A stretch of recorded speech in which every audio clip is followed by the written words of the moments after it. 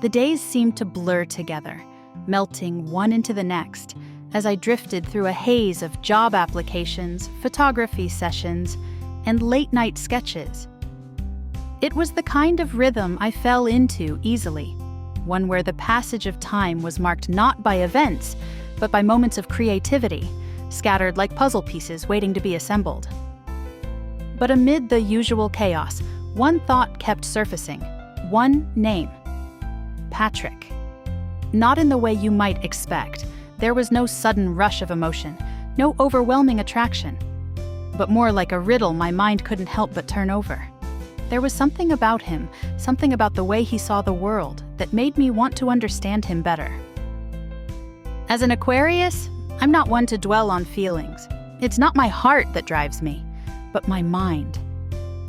The curiosity of knowing how his perspective might fit into my own creative process was what intrigued me the most.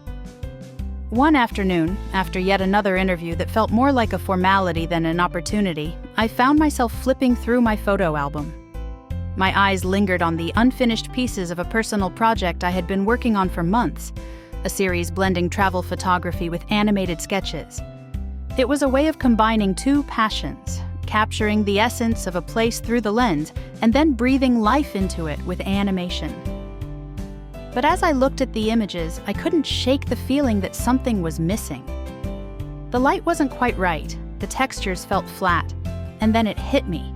Patrick had that eye for light and texture. Maybe he could help fill in the gaps. Reaching for my phone, I hesitated for a moment, but not out of nervousness. I just wanted to make sure I approached this the right way.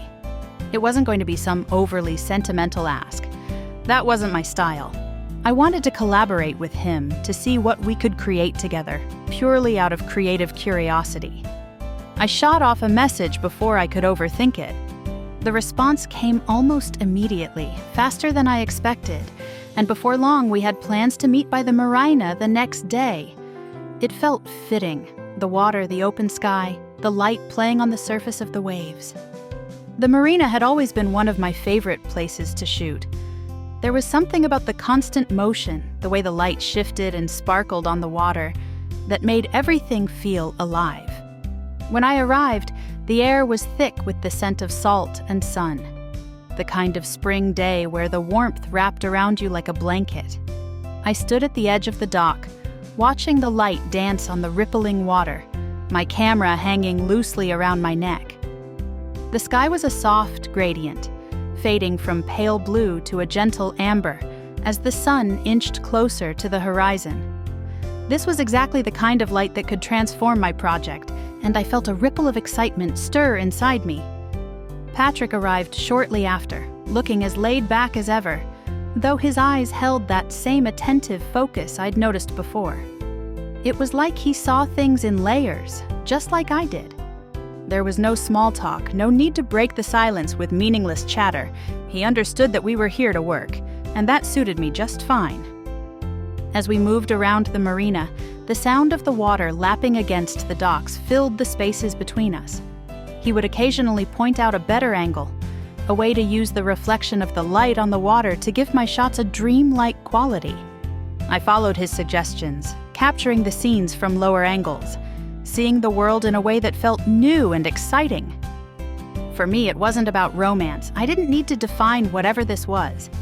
As an Aquarius, I've always valued independence, and my relationships, romantic or otherwise, are more about intellectual connection than emotional intimacy.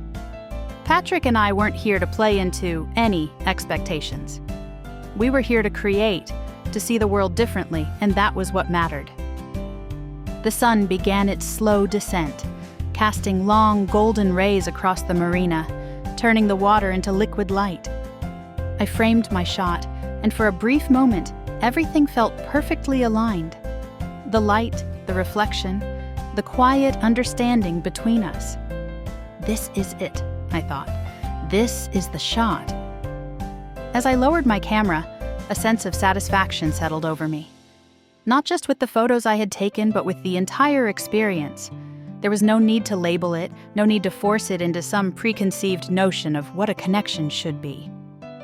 For now, we were just two people seeing the world from different angles. and that was more than enough. Patrick walked beside me as we headed back to our cars, the fading light casting long shadows on the pavement. He glanced over at me, curiosity flickering in his eyes. "So, what's next for the project?" his expression seemed to ask. I smiled, feeling the familiar spark of excitement I always got when a project started to come together. "Well, that depends," I thought, looking out at the horizon, "on what kind of light we find next."